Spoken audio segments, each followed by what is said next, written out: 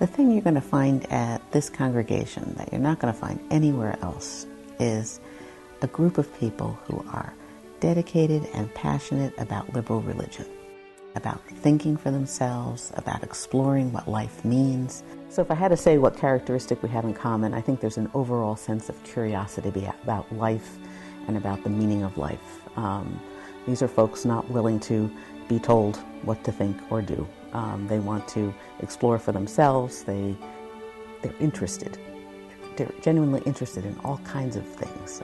And that curiosity is also linked to a kind of passion about life that I find intriguing.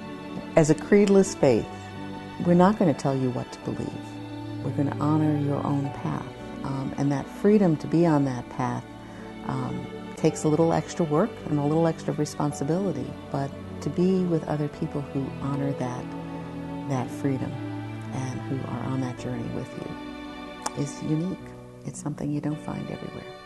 We have folks who come from a Christian background and folks who come from a Jewish background, folks who practice Buddhism as well as Unitarian Universalism, and a mixture of other faith perspectives as well. The Unitarian Universalist Association of 1,000 congregations has worked together to create 7 principles and a set of sources that we hold in common, and we call that our covenant. And it's a shared statement of how we want to be together and in the world. So from the very first principle, belief in the inherent worth and dignity of every person, we ask that our members covenant and affirm those 7 principles. And they really do guide many conversations and the things that we think about and how we act in the world. Our Sunday school uses curricula created by the Unitarian Universalist Association and chosen by our Director of Religious Education, as well as parents helping out with the religious education program.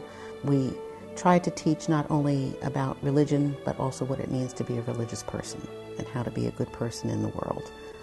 We use Unitarian Universalist stories as well as sources from the world religions and Jewish and Christian teachings, all as a way to help us seek the wisdom of our elders, as well as how to be good people today.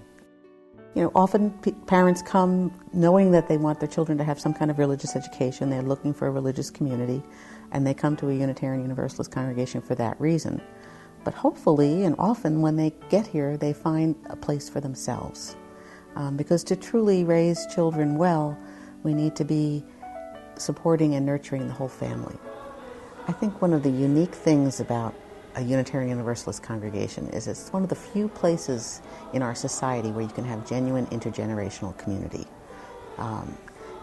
That makes this a great place for children and people of all ages. And there's very few places left in society where elders and children and teens can come together and have meaningful conversations and experiences and get to know one another. And this congregation genuinely wants to be an intergenerational community.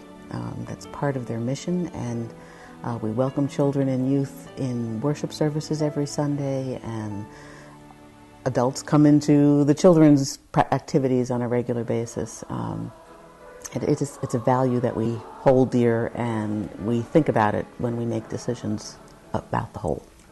Being on a religious journey and not having a relationship with people of different ages, and understanding, not only where we've been, but where we're going.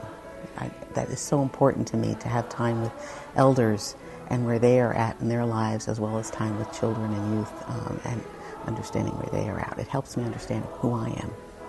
Yeah, if you're thinking about visiting UUCMC, I think the first thing to do is check out our website, because you'll find out a lot of good information there about all of our programs.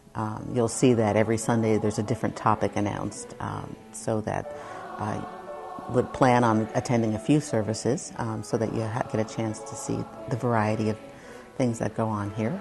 If you are visiting, come a little bit early. There'll be people at the door greeting you, and the service lasts about an hour. There'll be music and speaking, and most often a sermon. And then following that, there's a coffee hour in our community room, where you can meet people and socialize and have a cup of coffee and a bagel and learn more about us. So plan to stay for a little while after the service as well.